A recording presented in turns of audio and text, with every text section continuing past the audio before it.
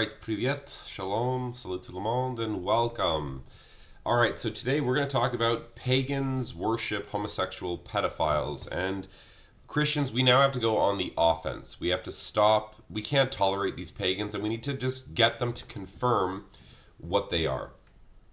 Because it took a long time for the world to abolish paganism. And when we talk about paganism, we have to understand that originally Christians were the pagans. Okay, pagan just means peasant. It's the peasant religion, and Christianity began as the peasant religion, and then eventually it's just Christianity's superiority. Just the fact we don't have sex with children. At least we're not allowed to. We don't promote that. That's illegal. You could say there's some pedophile priests. Well, yeah. Of course there's pedophile priests. That's the best place for a pedophile to go.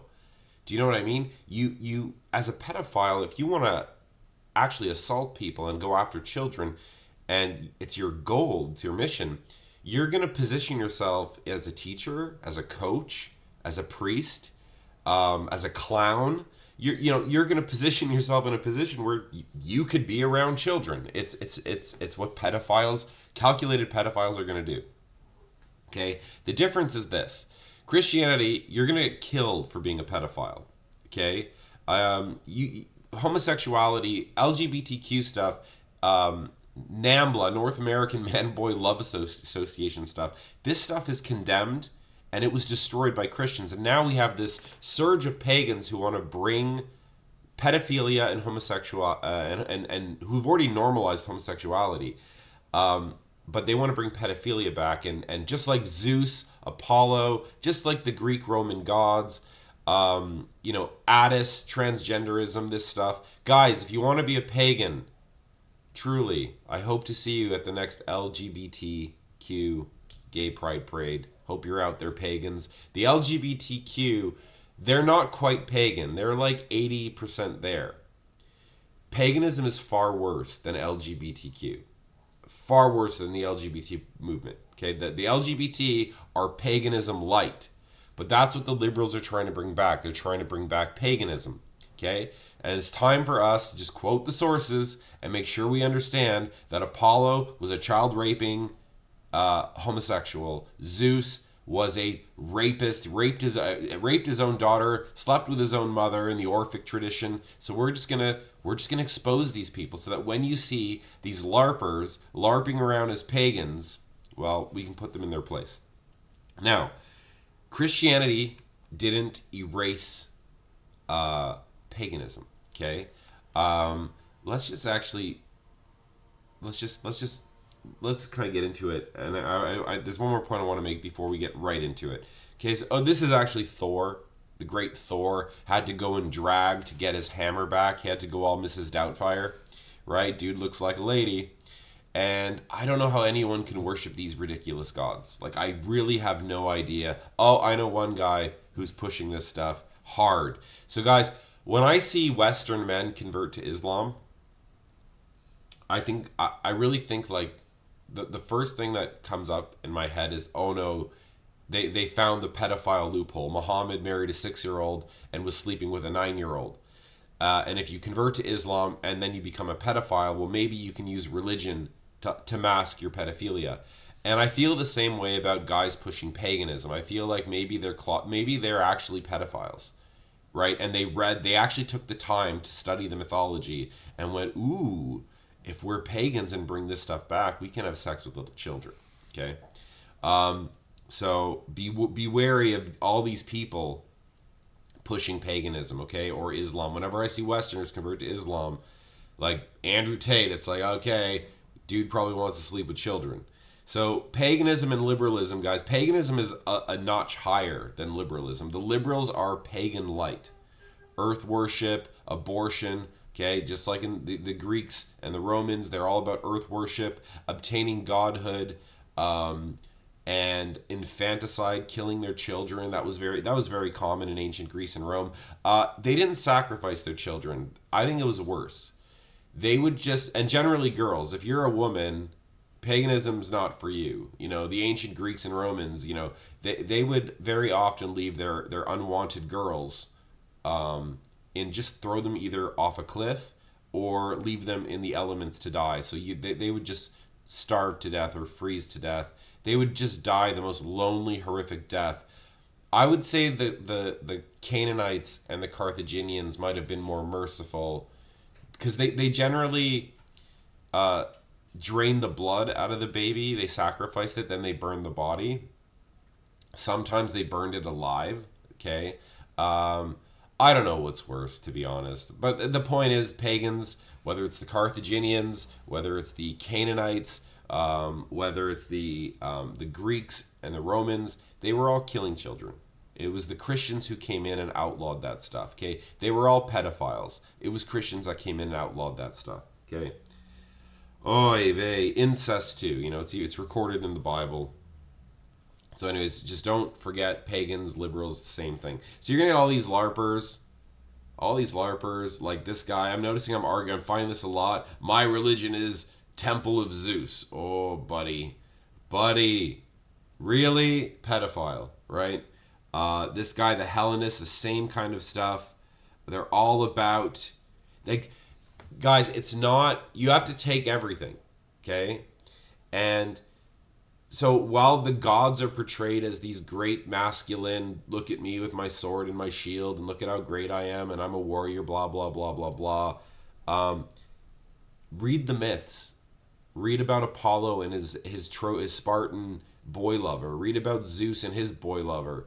Go read the myths. It's all incest and bestiality. It's the most disgusting, wretched stuff you can imagine. Backstabbing, betrayal. It's everything the Bible says don't do is what the pagans are. Okay? This guy, I'm just arguing with everybody. Oh, we need to bring back paganism, guys. We need to bring back Apollo and Zeus worship. Come on. And before we get into it, we're gonna start right away with Athenian laws on boy rape. Well, I guess boy loving. I mean, I think any man who has sex with a child, it's rape, right? But I guess if you can convince him that it's okay, like you could that's kind of like where the philosophers are gonna go. That's okay. You know, you gotta groom the child to want it, to like it, right? Because children can think for themselves.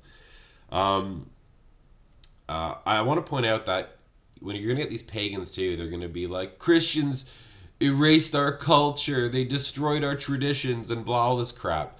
Guys, the Christians didn't destroy European traditions. They sanitized them. Okay? I'm going to give you an example. Here's me and my buddies. Okay? I live in the Balkans now, and guess what we're doing? This is Christmas Eve, and it's 3 a.m. My friends came to pick me up. And here we are cutting down oak trees. We at 3 a.m. we drive to the mountains. We got to cut down these trees before the sun rises. Now, do you think this is in the Bible? Do you think this ritual we're doing is Christian? Here we are, 3 a.m, and we are drunk. We're drunk on rakia. In the Balkans, this is their drink. Moonshine. So here we are. My friends invite me out, and they're all aware, okay? They're all aware that this is a pre-Christian tradition. It's a pre-Christian tradition. Now, what are we doing? So we're doing a pagan tradition that is monitored by the church. The church is the one doing it. Here we are driving, cutting down the tree, and I think only one of us, the driver, wasn't drinking. The rest of us had to get drunk. We're all drinking. It's like 4 a.m, 5 a.m. We're cutting down trees drunk. And we're all aware it's a pagan tradition. Okay? And now we're bringing the tree where? To the church. This is us now walking to the church, and this is us burning we're doing a full-out pagan ritual, being blessed by the Orthodox priest at the church. Did the Christians get rid? Guys, Christianity is a traditionalist religion. You are not commanded to follow the Old Testament customs. Show me that in the New Testament. It's a traditionalist. The only thing you're commanded to do as a Christian You are commanded to love each other as you want to be loved. Treat others how you want to be treated. Okay? That's what it says. So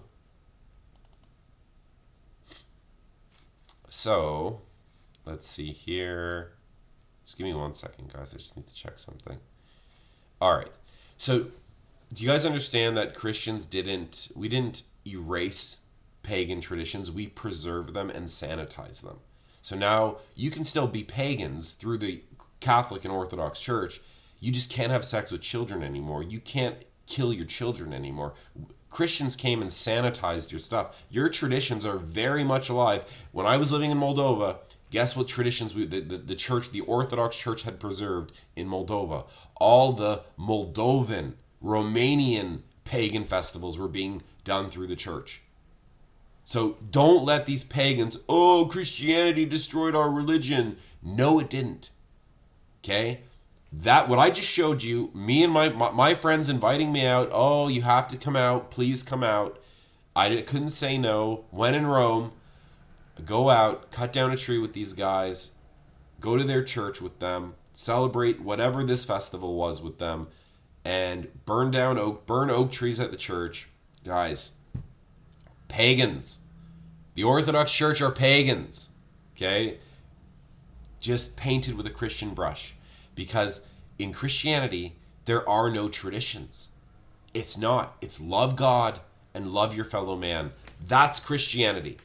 Okay? Maybe. Even the communion, the Eucharist, it's not a commandment. All they say is, when you drink this wine and when you eat this bread, remember the blood and the broken body of Christ. That's it. That's all. You're not even commanded to do,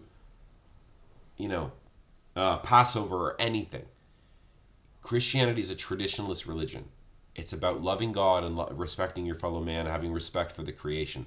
That's it. And trusting that God sent salvation through his son Christ. And that when we die, we will be resurrected. And there will be judgment. Everyone will be judged. So be careful what you do. Okay? All right, so let's talk about Athenian laws on boy rape, right?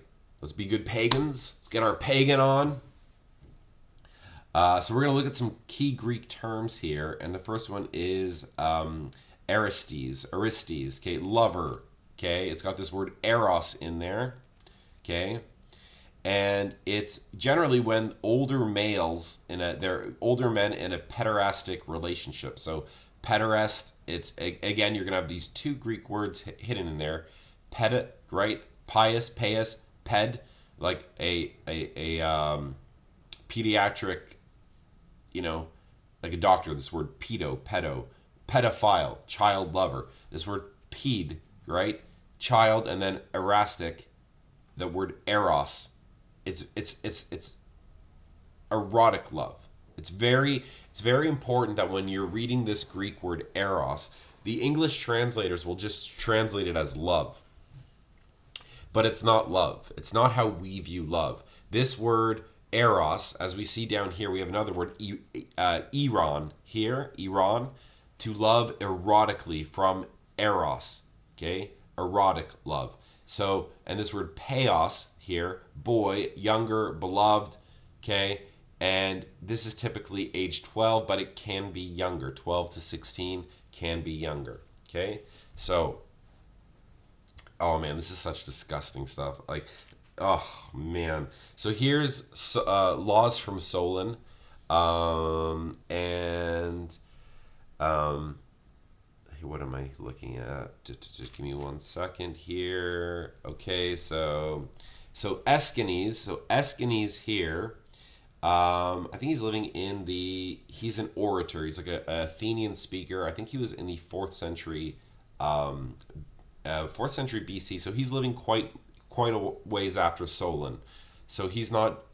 So he's now quoting Solon, the great Athenian lawgiver, and that's what he's saying is the lawgiver declared that a slave must not be an Aristes, okay, a lover, a pederastic, a pederast really, of a free paios, young boy, child boy, nor follow after him, and if he does, he shall be punished with 50 lashes. Well, that's not too bad in the modern world. Like, imagine you're a pedophile and you just go around raping children, and it's like, oh, we got you, and you're just gonna get like 50 lashes. It's not, you're not allowed to cruise and chase after little boys if you're a slave. But if you're a free man, let's read the laws.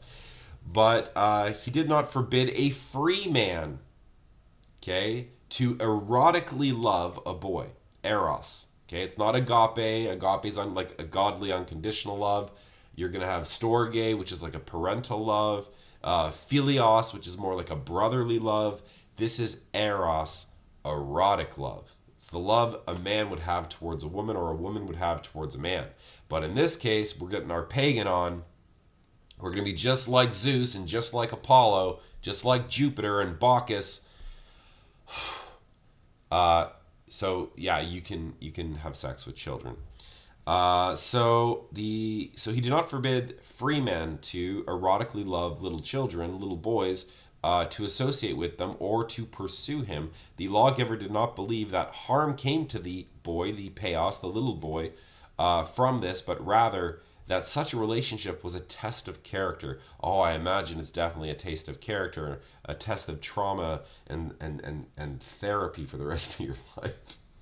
Can you imagine pushing this, that this is normal in a society? It's not like our society where Christians had made this so evil and taboo that it was something you can only do in secret. It's like, do you guys not see how crazy this is? That we live in a world now where most of our politicians are probably all bribed and being extorted because there's videos of them behaving like pagans, behaving like pederasts, like child rapists, pedophiles.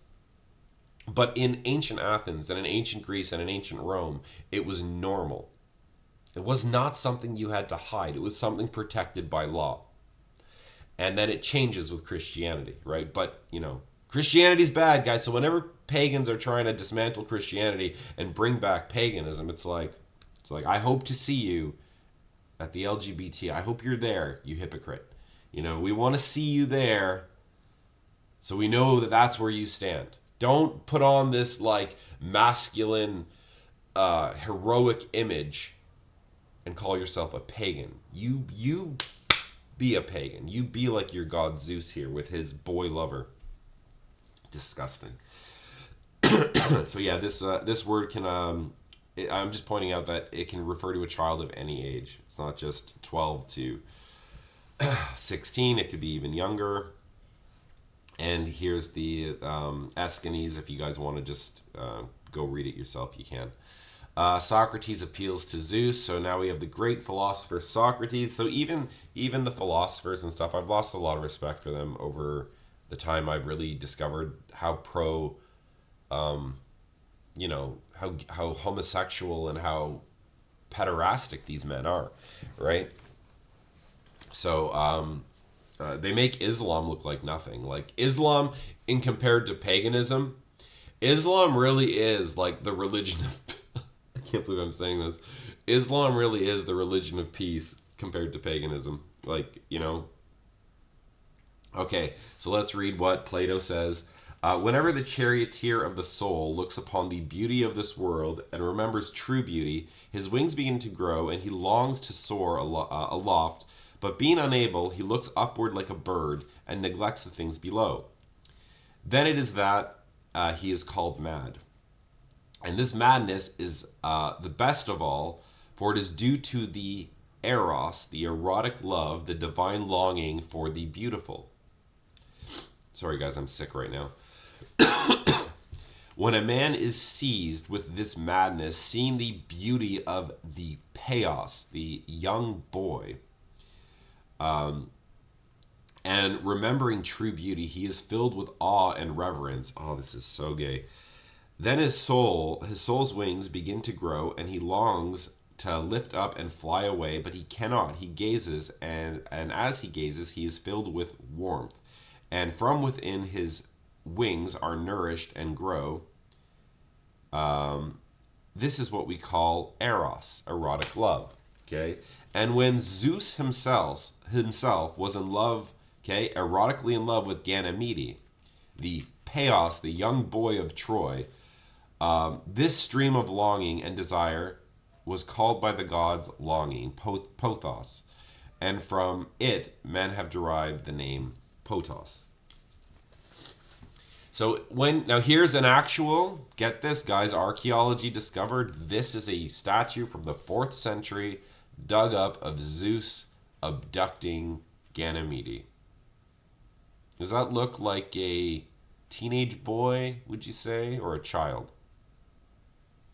This is how the Greeks depicted Zeus and the story of Ganymede. Okay, let's get your pagan on, boys. Unbelievable. Unbelievable. So, there's Plato. I'm pretty sure he's recording Socrates here. And they're pointing towards the myth of Ganymede and boy love. And in the story, actually, I think Zeus transformed into an eagle. So there's a lot of like wings and bird references too. It's because in the myth, he turned into an eagle when he abducted him. Okay, so Plato talks about noble sex with little boys. Okay, so here he says, not all pederasty is noble, but only that which takes place nobly. In general, the love of youth is found among boys, paos, and hardly ever among women. Some love boys, erotically love boys. Every time you see that word love, guys, it's not like love. Like, I love you, bro. You know? Oh, I love steak.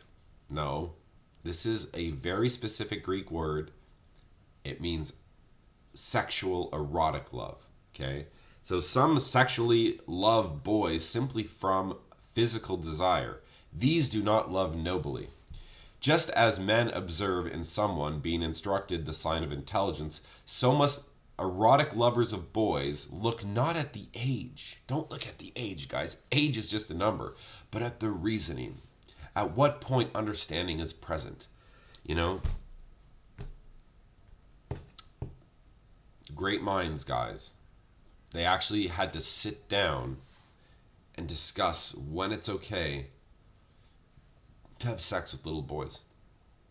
As long as they're smart, you know, as long as you love them, not just for their bodies. Age is just a number, guys. Oh, man. The great Apollo and Hyacinth, or Hyacinthus. So Apollo, what was the name of it? So anyways, I'll just okay, so Apollo also erotically loved a young boy, a child named Hyacinthus, the son of the Laconian king Amyclas. Together they took exercise and practiced throwing the discus. Now, the exercise, the gymnasium and stuff, was also a very homosexual environment. Men wrestled naked, covered in oil. So, I mean, they're just ready to go, right? So it was a total normal thing. Okay, the gymnasium was just a total homosexual sausage fest. And so here's a story. And Hyacinthus ran forward to catch it, and the discus struck him in the face and killed him. And Apollo was so grief-stricken, his little boy lover was dead, and then his blood turned into, there's a flower named after him, Hyacinth. And so anyways, and I think there's more to this story. There's another god involved in this story. What's his name? Zembrius? Zephyrus. And Zephyrus was the god of the west wind, and he apparently killed Hyacinth. And here's a statue depicting the great god Apollo and his little boy lover. And here we have paintings of it. Guys, it's not an unknown fact. It's a well-known fact. And a big problem, and I'll give it to the pagans. You guys have been brainwashed. A lot of the myths you're reading on the internet have been sanitized. They've been cleaned. They remove the word pederasty. You have to go to the original Greek and read it there and translate it from the original Greek yourself. And the best translation for that is actually the Loeb edition. You have to pay like $200 a year almost if you want to have access to the Loeb edition. But a lot of the translations on the internet aren't good. And if they are, try to find Greek ones and then translate them in the AI or something. Loeb is a good one. Loeb doesn't seem to hide anything. They just very clear these guys were raging homosexuals, raging pederasts, child rapists, pedophiles, just disgusting creatures. So they've hidden this from you guys. And that's why I'm trying to get you guys on Team Christian so we could fight pedophilia. We could fight paganism. We could fight homosexuality. Like, look, I agree with like the Russia stance. Your sexuality, keep in your home. As long as it doesn't involve minors and it's only consenting. I don't care what you're doing in your house. It's not my business. It's between you, your lover, and God. If it's with minors, it is my business. Okay? But don't promote it. Just shut your mouth. If you want to go, you don't need to have a gay parade. Pedophilia is a different story. Okay? So, anyways, I'm just we gotta fight this. This is it, guys. It's boy loving. You want to be like Apollo? You want to be like Zeus? Get your Ganymede. All right. So Attis versus Christ. So here now we're going to introduce the transgender god. Let's compare the self-castrated god Attis to the scourge of bankers and rabbis. And we're going to do, our next video is going to be on Jesus was not a rabbi. Jesus was the enemy of rabbis. Okay? So here we have Attis the dickless, transgender pagan god, Christ the scourge of the Jews. So this is the god the pagans want you to worship, the self-castrated loser god who ended up just being a slave and a dickless slave. This is your pagan god. All their priests are homosexual, transgender priests called the Galli.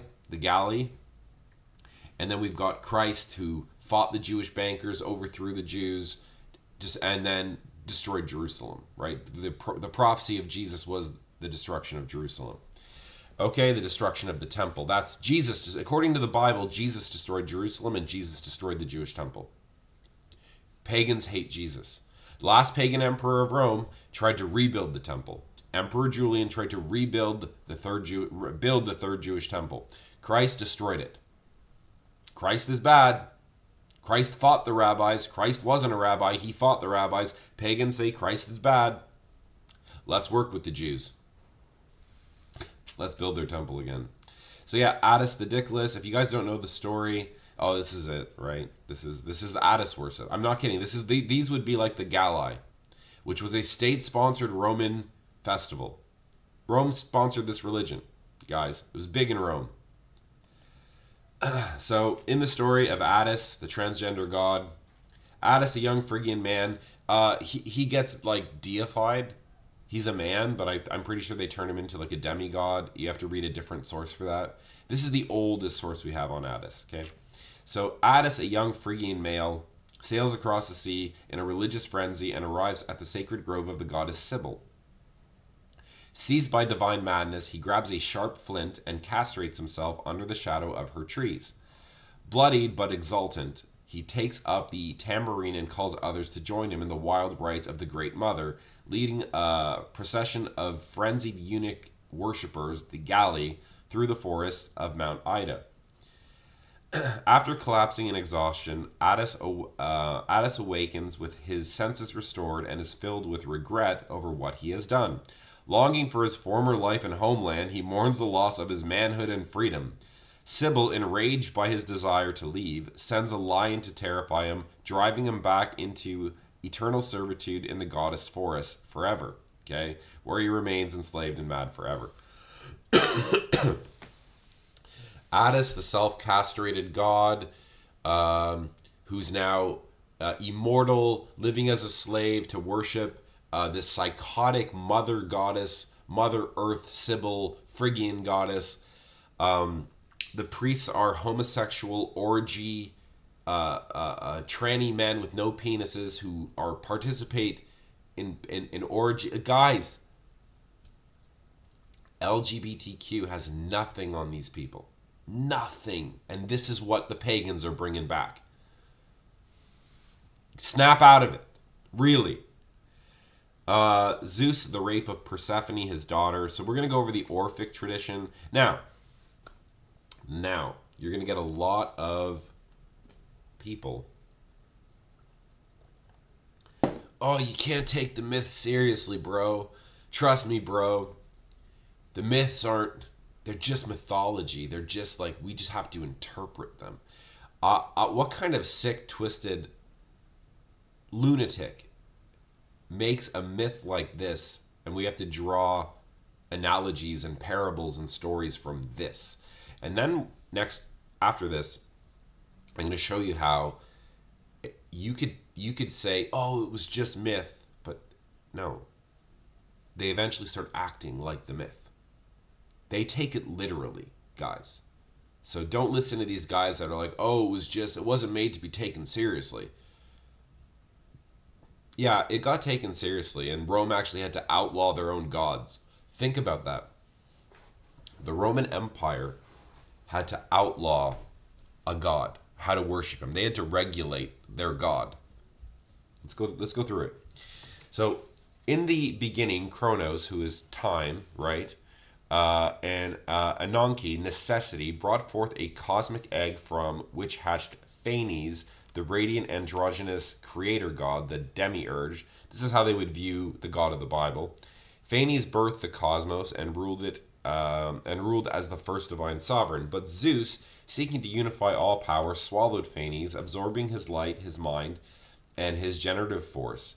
In doing so, Zeus became the totality of all gods. Now omnipotent, Zeus mated with his mother Rhea and begot Persephone. Then, in a second act of divine fusion, he mated with Persephone, his daughter, and from that union was born Dionysius Zagreus, a child of cosmic recursion and divine madness. But the Titans, jealous of Dionysius' power, lured him with toys and tore him apart limb by limb. Zeus struck them down with the thunderbolts, and from their ashes mixed with the divine flesh of Dionysius. Humanity was born, part titanic, part divine. Thus, the Orphic vision, Zeus is not just king, he is the absorber of gods, father of himself, and source of a broken world. Salvation comes not through obedience, but through Dionysian remembrance, the recovery of the divine spark within. Okay, so this is like the Orphic tradition. This would be like a very elite. Don't think like there's a difference between like Homer, which you could say is really the foundation of the Greek gods, and then you're going to get Hesiod, who comes later, and they're not going to be identical, but then the Orphics come. And the Orphics might not have been like the main biggest one, but they were an elite one, okay? And so I don't know what's worse, guys. Why don't you guys weigh in? Is it having sex with your mother or your daughter that you had with your mother? So your daughter is your sister daughter. To you, your daughter would look at you like you're a brother father. Like, what kind of sick freak thinks of a story like this? And here's a nice statue of Zeus running away with his beloved daughter to put a baby inside her. So now the son too. Like, what is Zeus? He's father, uncle, grandpa. Like, gotta bring back Zeus worship, guys. We were talking about the Bacchanalia. Now, this is what I was talking about that had to be outlawed. The Bacchanalia was outlawed. Bacchus is Dionysus. Okay, so Bacchus is just the Roman version equivalent of Dionysius. So Jupiter would be Zeus. Aphrodite would be Venus. Ares and Mars. And so Bacchus and Dionysus, they're the same thing. So the Bacchanalia is the worship of Dionysus, like Dionysius Zagreus that we just read about in the Orphic tradition. So what had happened was Rome had now, this is about, I think, the 180s BC. So this is the 2nd century BC, early. And something's going on in Rome, and that is the Bacchanalia, okay, the practice of the worship of Bacchus, Dionysus. And so news had reached Rome that throughout Italy, large secret gatherings of the Bacchanalia were spreading. Reports claimed that every kind of vice and crime was mixed together in those rites. Sexual debauchery, okay, sexual debauchery, stuprorum, okay, more often between men and with than with women, okay. This word, this Latin word, stuprorum, includes rape, incest, and adultery. Okay, so pretty much everything we're reading from the Orphic tradition, what's going on at the Bacchanalia in Rome, the same behavior, and it's going to get so bad, Rome's going to actually have to outlaw this and regulate all this. Okay, forged wills and seals, poisoning, perjury, even ritual murders. The Senate, terrified, as if facing an armed revolt, ordered the consuls to investigate. So they were also forging wills and murdering people. Let's see. I don't know if let me see if it's here actually. So Consul Spurius Albinus was charged with the inquiry. He posted guards around the city, forbade anyone to leave by night or to meet privately, and offered rewards for information. A free woman, Hispala Facina, first revealed the details and was placed under state protection. Okay, the former. Okay, so hang on. Question the Senate. Originally, it was a daytime festival held three times a year and attended only by women, but the priestess Pocula Capana had altered it, making it a nighttime, admitting men and women together and requiring initiations. Thereafter, he said, every crime and lust began. Young men were drugged with wine and the din of drums and flutes, dragged into sexual orgies and forced to commit atrocities. The Senate decreed that no Bacchic meeting should exist in Rome or Italy. All who practiced the rites had to come forward and register their names. Many, out of fear, betrayed others. The consul then sent commissioners across Italy to suppress the cult. Large numbers were arrested, some executed, others imprisoned. The conspiracy, which had begun in Etruria and crept into Rome, was crushed. Let's see here. So when it was discovered that many nobles of both sexes were involved, special courts were set up. Some defendants took their own lives before the trial. Punishments were harsh. People thrown to beasts, strangled or hurled from cliffs. Though a few young women were spared at their father's pleading, the terror spread through all of Italy. Never, Livy says, had the city feared its enemies more than this hidden evil within. I don't know if it's all here. Let me see. Guys, it's really bad. Like, if you read this and you read other sources, pretty much it was just like the movie Eyes Wide Shut. And if you told anybody about what was going on, you were killed. You were initiated in, okay? And say you didn't want to participate in something. You didn't want to participate in the orgy. You didn't want to participate in killing someone. You were next on the chopping block. You had to kill people. And those people then, their wills would be changed. And the people running this ritual would take all their stuff. Okay? So this is what happened with Dionysius worship. And they were just doing what they do, behaving like the gods, guys. And it got so bad, the Senate's like, because now, like, top people, they're also conspiring. It became like a secret society. Exactly what we see today with our elites. Exactly what they're doing. And they're all guilty. They all have sex tapes on each other, raping and killing children, I'm sure. Epstein Island stuff. Guys, they're just pagans. They're just following the Bacchanalia. What's your problem? You guys are anti-pagan? Got to bring that stuff back, guys. Temple prostitution, we don't have to talk too much about this, but yeah, it's like to worship Aphrodite. It would be like cult prostitution.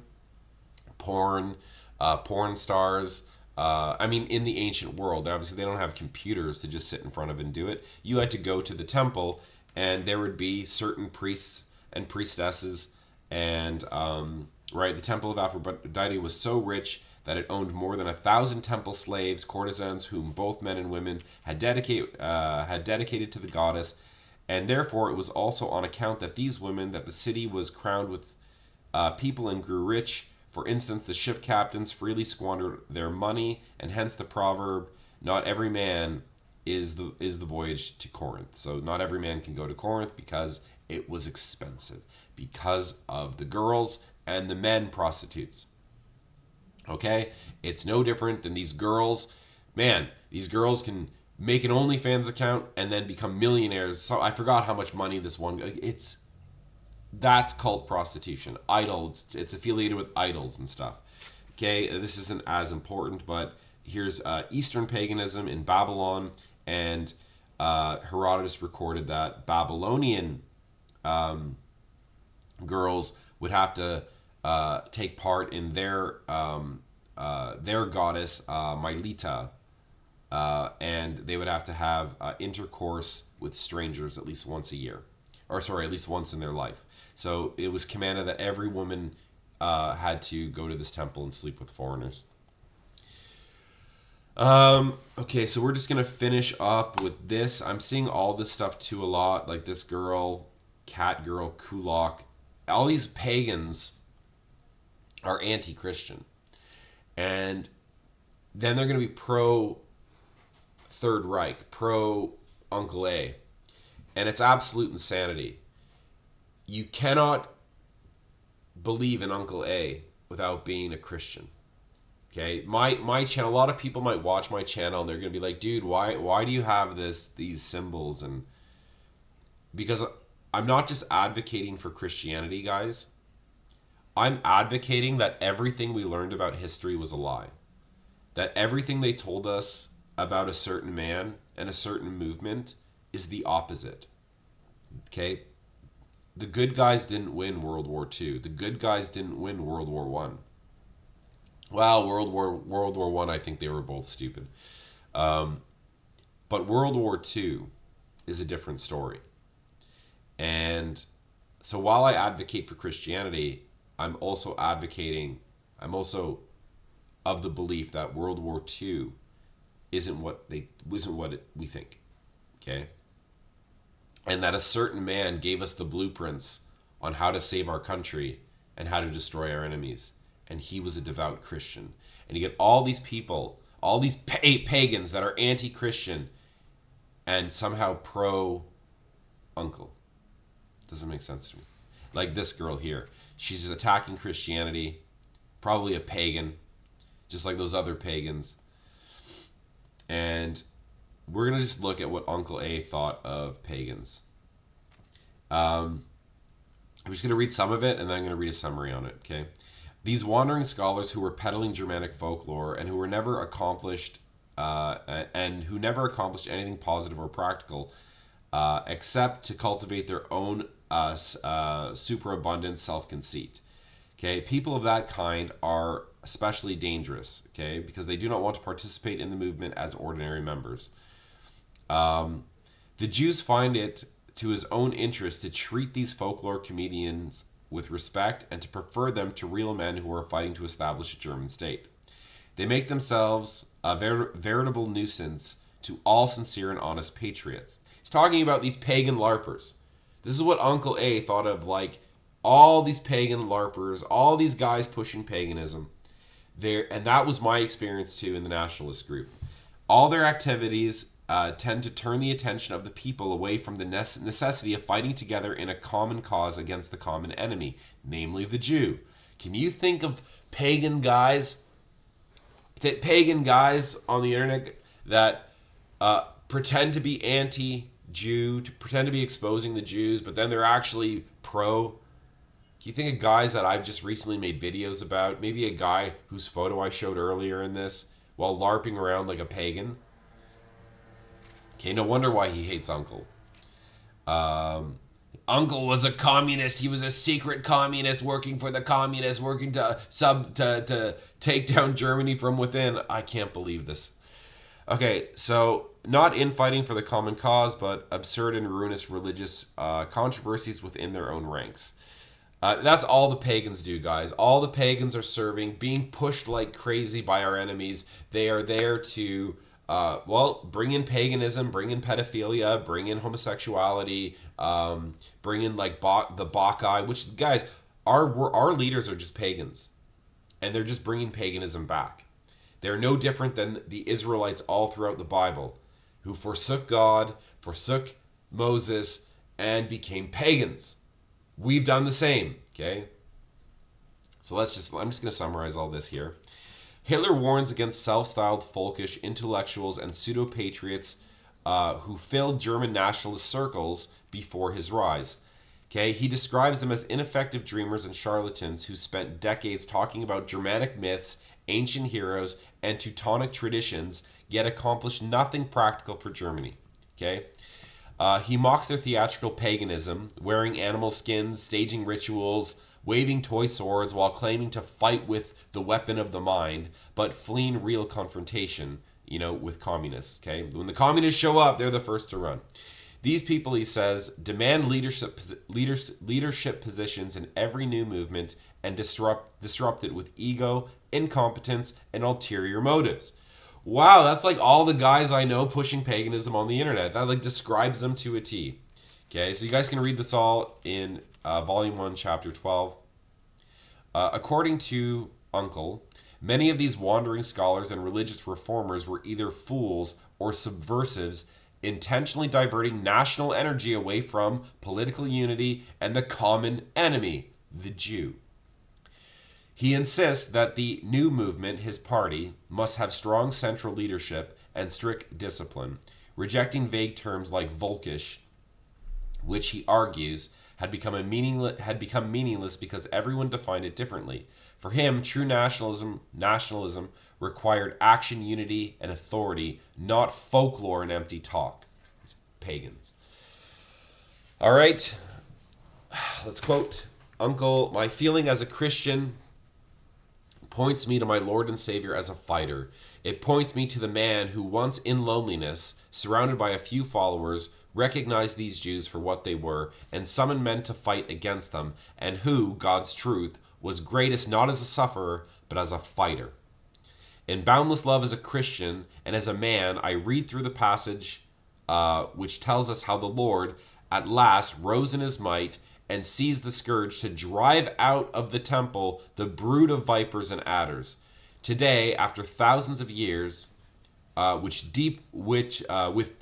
deepest emotion, I recognize more profoundly than ever before the fact that it was for this that he had shed his blood upon the cross. Guys, the entire New Testament is literally Jesus. You're going to be like, Jesus was a Jew. Jesus' entire ministry was fighting rabbis. Rabbi is an Orthodox Jewish title. We're going to do a video on that. Jesus never called himself rabbi. Others called him rabbi. Rabbi is not in the Old Testament. It is not from Moses. It is a Talmudic, Orthodox, Pharisaic title. Jesus spent the entire New Testament, guys, is Jesus fighting the rabbis. Jesus fighting the Orthodox Jews, fighting the Ben Shapiros. Anyone can be a Jew. Anyone. You can convert to Judaism. Okay? The greatest rabbi in history wasn't a Jew, wasn't born of the tribe of Judah. The greatest rabbi who ever lived, Rabbi Akiva, was from a family of converts to Judaism. He was not ethnically from the tribe of Judah. So the greatest rabbi who ever lived was not from the tribe of Judah or the tribe of Ephraim, which Christ was. Christ was fighting what we call Jew today. Okay? If I say I'm Jewish, I'm half Jewish, number one, Talmudic law says I'm 0% Jew. I'm not a Jew in their eyes. I was kicked out because of my mother, my Aryan mother. Okay? And I refuse to convert to their cult. So understand that an Aryan, a pure-blooded Aryan, can say magical words, get circumcised, and poof, he's a 100% Jew. But a boy who happens to be born with a Jewish father is 0% Jew in their eyes. Okay? So, just keep that in mind. What is a Jew? What isn't a Jew? We need to define what we're talking about. So, here we have Christianity, the word Gott mit uns, God with us in German. Every soldier from Germany marched into battle against Bolshevik Jews, against Freemason West, Gnostic West, with this name on their belt buckles. That's Jesus' name, God with us, Emmanuel. Okay? So, guys, make no mistake, paganism is liberalism. Don't fall for these LARPers trying to bring you back to this disgusting, evil religion. Okay? And that's it, guys. So I'm going to end it there just because I'm going to try to make my videos a little shorter. I'm going to try to do another video. We're going to do one on was Jesus a rabbi? And then I'm going to do a question and answers one after that. Okay, so if you do want to support what I'm doing, there's a Give, Send, Go link in the description. I'm fully dependent on you guys if you want to see more content. And yeah, guys, that's it. I hope you guys enjoyed that. I hope you guys learned something. And I just want pagans to know, you guys have been duped. The Bibles have been altered. I've spent my whole life trying to look at Bible translations, trying to retranslate the Bible, see where they made changes. And now I've noticed they've done the same thing with the pagan sources. You can't trust the pagan sources. They've all been sanitized. They've removed so much of the disgusting pagan behavior. The pedophilia, the rape, the incest. So take the time to study your myths. And, I hope it's not too late. But there needs to be some reconciliation. And if you want to be a pagan, join the Orthodox Church or the Catholic Church. And I'm not just... What I mean by that is wherever the Catholic or Orthodox Church is, Christianity is a traditionalist religion. The priests in those regions, whether you go to Russia, whether you go to Moldova, whether you go to Germany, does not matter where you go. Every nation's going to have their own little special customs that are pre-Christian. And it's the priests in those regions who actually preserved those pagan rituals. They just cleaned them up. Because in Christianity, we're just commanded to love each other and to love God and to respect the world and to trust that when we die, we will be resurrected. That this isn't life, guys. Earth is hell. And life is when we die. That's Christianity. Believing that God so loved the world that he gave his only begotten son.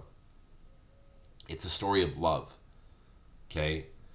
Any man could sacrifice his life to save someone. Who can sacrifice their son to save creatures like us? So, in that story, God is trying to tell us how much he actually loves us. It's a love our brains can't comprehend.